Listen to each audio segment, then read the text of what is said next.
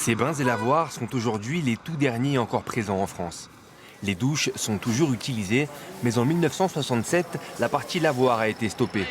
Les établissements de Metz, Paris ou Lyon, eux, n'ont pas survécu. L'échec de ces lavoirs fut surtout social.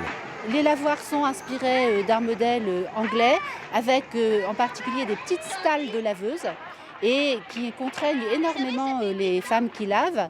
Et elles n'ont pas tellement apprécié, d'être isolées les unes des autres, de laver dans leur petite auge personnelle, etc. Conçus par l'architecte Henri-Théodore Driolet, les bains et lavoirs de Nantes sont sans égal en France. Ce bâtiment est unique parce que son architecture est unique. L'inspiration est à la fois anglaise, elle est également romaine avec une inspiration des thermes et des bains romains. Il y a également des références à l'architecture locale avec notamment le mascaron que l'on peut trouver au-dessus de la niche de la fontaine qui est également une référence au mascaron que l'on peut trouver sur les établissements de l'île Feydeau. Robert Garcion a 92 ans. Il a connu les bains durant son adolescence dans les années 30. Vous êtes venu combien de fois ici? Oh, je ne sais pas, plusieurs fois. Mais c'était pas vaillant, c'était assez sale. Alors, après on était dans des douches rue Michel Rocher, qui étaient toutes neuves. Alors on en profitait. Dans les années 70, Anne Plantard a longtemps tenu la caisse des bains et lavoirs. Elle a vu passer des hommes et des femmes aux histoires plus différentes les unes que les autres.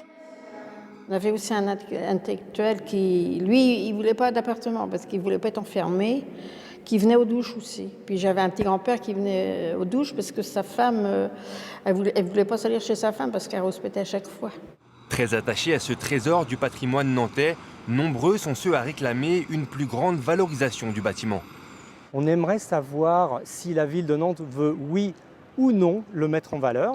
Si elle veut le mettre en valeur, on a vraiment des bonnes solutions à lui proposer, notamment la fontaine publique qu'avait prévu Driolet à la pointe du bâtiment, l'éclairage du bâtiment et également la piétonisation du petit passage le long du bâtiment qui permettrait d'en faire une petite allée piétonne très agréable pour tout le quartier. Malgré de nombreux courriers envoyés à la mairie depuis 7 ans, le collectif n'a à cette heure toujours pas reçu la moindre réponse.